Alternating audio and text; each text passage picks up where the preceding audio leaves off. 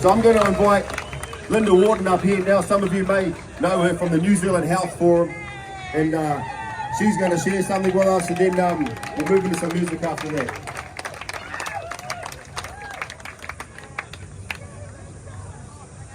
Hi everyone, I'm back. I had a little tweet yesterday and I'm back again today. Oh, you can't hear me? Okay. Today I want to talk to you about what I see in my full-time job in the Health Forum. So the Health Forum NZ is a social media group. We're on Facebook, MeWe and Telegram. On Facebook we have a group of 55,000 members. They've all joined us in just an 8-month period. So all the people that I am on the ground with every day, talking with in person, on phone, on Messenger, they're all Kiwis who are broken and traumatised and in shock in some way.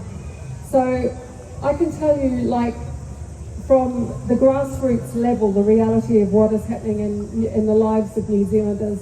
So how are they traumatised? Well, a lot of them are traumatised because they're physically injured from COVID vaccine injury. It is real. It is real. We have a citizens database. It's a volunteer initiative with mostly mandated out doctors and nurses reporting adverse reactions. We have 5,000 serious adverse reactions in our database, another 3,000 partly processed that we need more data on. We are the tip of the iceberg. We're just a cross-section of what is happening. We have paralysis, heart attacks, heart inflammation, strokes, Guillain-Barré syndrome, autoimmune disease, you name it, shingles, Bell's palsy. I could go on and on. In the New Zealand MedSafe database, which is the official government database, where the government themselves acknowledge they capture no more than 5% of adverse reactions, we currently have 52,000 reactions reported. We also have 562 cases of myocarditis. Whatever the spin is put on it about, oh, it's mild, oh, you'll get well, this is serious. It's a potentially life-shortening, severe reaction. Since the jabs came in for the teenagers, my team and myself, when we get an adverse reaction coming in from a teenager, we can predict 90% of what that is. They all are the same. All of the teenagers that we're getting, they have the jab. Within 24 to 48 hours, they feel like an elephant is sitting on their chest and they can't breathe. Their heart rate, because they've all got Fitbits on, their heart rate is up at 180 beats a minute while they're laying in bed. They've got crippling pain. They go to the hospital. Almost without exception, they're told they have anxiety. For the first time in their lives, 24 hours after the jab, they have anxiety. If it's not anxiety, it's inflammation of the cartilage, the rib cartilage. They have to work so hard to be diagnosed with myocarditis. And right now we have 560, mostly are teenagers, diagnosed and listed with MedSafe for myocarditis. We also have nearly 500 littlies now. They've only just started with the littlies, the 5 to 11-year-olds.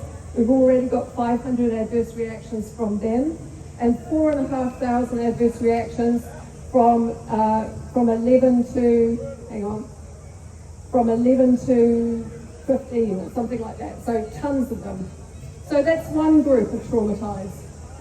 The next trauma comes when they go to hospital and they're gaslit. They know it's a vaccine injury and they're told it's anxiety and they'll come right. That's another trauma. The next trauma comes when they apply to ACC, because some of these people can't work for weeks, if not months on end. They apply to ACC so they can keep their families together and pay their mortgage. Well, tough luck. The vast majority of them are turned down. So they're on their own. They're on their own there. So another trauma comes when their community doesn't believe them. When the 1 o'clock updates insist every day it's safe and effective and they're making it up or imagining it. And their families and their communities and their Facebook friends don't believe them because it's safe and effective. That's another trauma. Then we've got Kiwis who are traumatised by a lot of our medical people who, they're smart, they've got brains, they've spent hours, days researching the lack of science, researching adverse reaction databases around the world. And they're like, hell no, I'm not touching that shit. So then they're faced with walking away from 30-year careers, 40-year careers. Orthopedic surgeon we've lost. I've spoken to him. 36 years, gone. Forensic psychiatrist. You don't find those in every street corner. Gone. Doctors with 40 years experience. Gone. Thousands of them. Thousands. In a, quote, pandemic, where we need every single medical person we've got to care for those dying.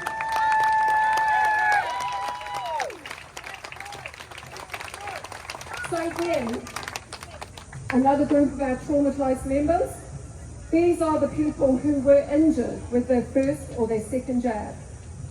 And then they're told, then they go to see their doctor. And some of them do get a medical exemption from their doctor.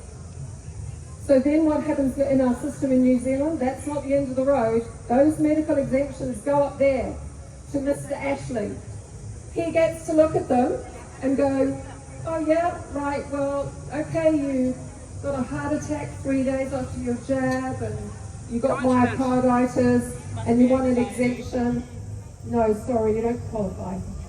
Thousands and thousands of my members do not qualify. And the stories, I'm not kidding, heart attacks, strokes, myocarditis. What the hell do you need to happen to you to qualify for a medical exemption? What do you need, Ashley?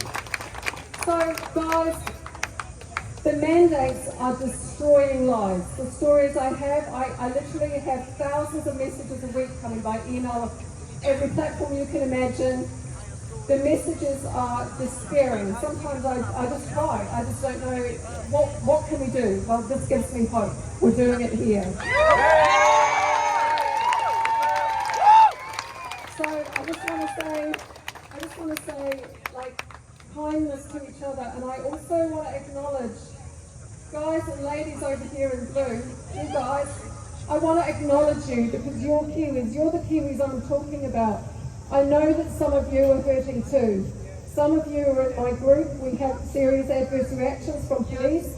We have police who have despairingly left the police force through mandates, and it's the last thing they want because it's their calling and their vocation.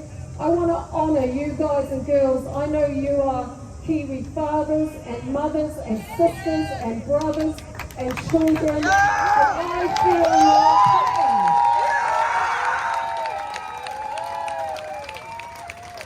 Just love each other, guys. Hold the line. The mandates have to go.